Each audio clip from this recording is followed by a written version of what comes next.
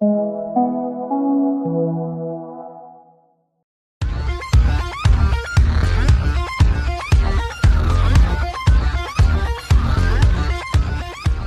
welcome back. We're going to continue with this podcast to look at examples and discussion of serious educational games. And we're going to take it a little bit deeper today and again talk about a little more how we implement some of the research that we've been seeing in these series of podcasts.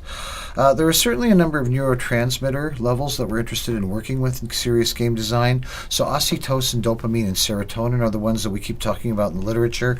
As a quick review, oxytocin regulates social connectedness. Dopamine is reward scheduling. Dopamine levels increase, and once we achieve a reward, they then begin to decline, so that motivates us toward new rewards. But serotonin is the chemical that's released that makes us feel good and satisfaction from the reward. So a good deal of the game design has to do with manipulation of oxytocin, dopamine, and serotonin levels, and we can do this through socially connected gaming, in which we have teams working together toward a goal, which is dopaminergic, achieving the goal, which is serotonergic, and working together and feeling support and validation for each other's work, which is oxytocin releasing. And we produced an article. I wrote an article this summer that was published in the National Post here, big Canada paper here in Canada, national paper, on how playful design is transforming university education. And so when I talk about this kind of work, this was from my work at Ryerson University, we talked about immersive technology and gamification.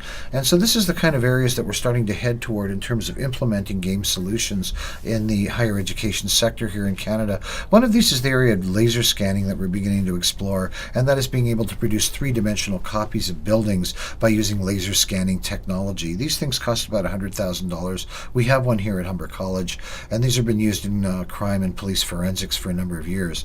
There's also the idea of using 360 cameras to give an immersive experience, programming in Unity or Unreal for virtual reality. That's something that's very active here at Humber College. They use the Unreal game engine to produce VR experiences for casualty simulations. And we've talked about card-based simulations we've done with Canadian Forces Elections Canada, and the idea of using a number of these things. So we now want to talk a little bit about game mechanics and sprints. So essentially what we'll do when we build a gamification course or gamification project with faculty is we'll use what are called design sprints. And there's different types of games that you want to think about building when you work. And we start with the simplest ones, which is called Points Badge Leaderboard, build games and exploration games. So essentially what we'll do with faculty members who want to begin to build games is we'll take one lecture they normally give or a topic, and they would divide it into 5 different sections and give each student a different activity or problem to learn about that section, and award each of those sections about 10 points. When they've completed all 5 sections of the learning, they would get a badge. So what we would essentially have the students do is we'd set a timer at the beginning of the class. We would show them different areas that they would have to learn, and then we would show a leaderboard of who got badge. So this puts students into the process of having to earn a badge for completing different learning materials. So the activity or problem can be put onto Blackboard, a learning management system, or it can be done in the classroom using these timers like this. So a typical activity might be to draw a picture of the heart. Another activity might be draw a architectural basic diagram for a building that you're building if you were in a carpentry or a trades program.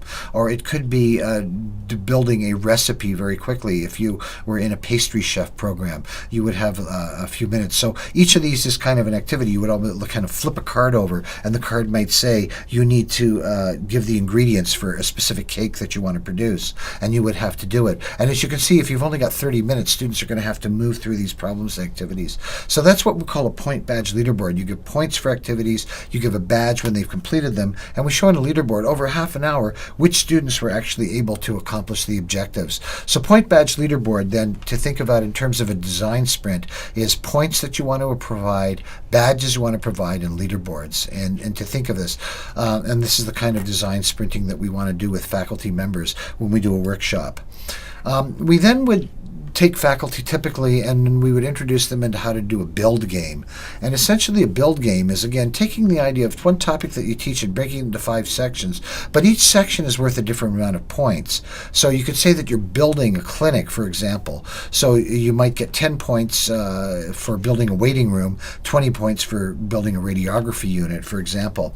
So what you're doing here is, instead of giving points for each an activity which are the same, so each one of those activities you would do relating to learning in our last model would be worth 10 points.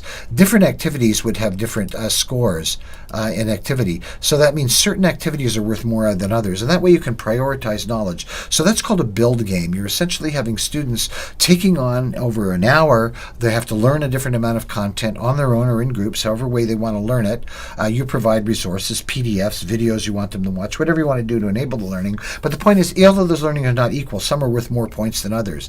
And so that allows you to prioritize knowledge. Obviously, learning the anatomy of the heart would be much more important than learning about nutritional treatment of heart disease. If you don't know the anatomy of the heart, then you're going to have a hard time doing much with nutrition. So it could be 30 points or 50 points in a game like this for learning about the anatomy of the heart, but maybe only 10 points to look at the nutritional treatment of heart disease. I hope you get this idea here that we're using this idea of building, and that you can actually create buildings so that it becomes three-dimensional. So you could think about a game in which the town hall might be worth 60 points, but they would have to learn all about the circulatory system to do it. In order to build a church or one of these cool-looking buildings here, it might only require 30 points, and that would be maybe learning just about the blood vessels coming to the heart. So you see that you can build an entire city. If each of these buildings has a value based on learning, building is a very satisfying mechanic. So we try to get faculty members to think about building as a next level up of improving the game.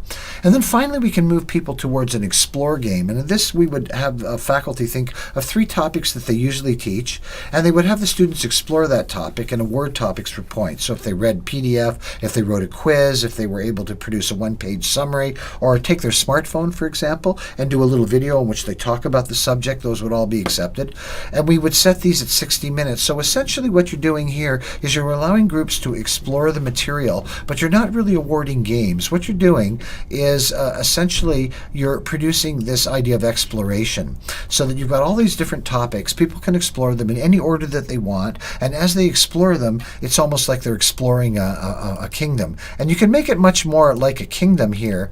We just go back to the slide by having a virtual board game. So you could, for example, move around a board game, and you have to move your game piece, which is your player, to different topics. And as you get to that part of the board game, you have to provide a summary to advance the token. So you try to explore the whole map by exploring it. And this just sounds like something you just do with 7-year-old kids, but I tell you, it really works well with adults, because the basic principles of competition or play through building something cool or through exploring something you've never seen before, this is the playful elements we see in adult learning as well. I hope some of these topics are helpful for you to take forward and to talk a little bit about how we bring the literature into action. David Chandross from the Center for Teaching and Learning at Humber College. Finishing off, next week we'll take a deeper look at how we produce a more robust game system based on our literature reviews. Thanks for watching.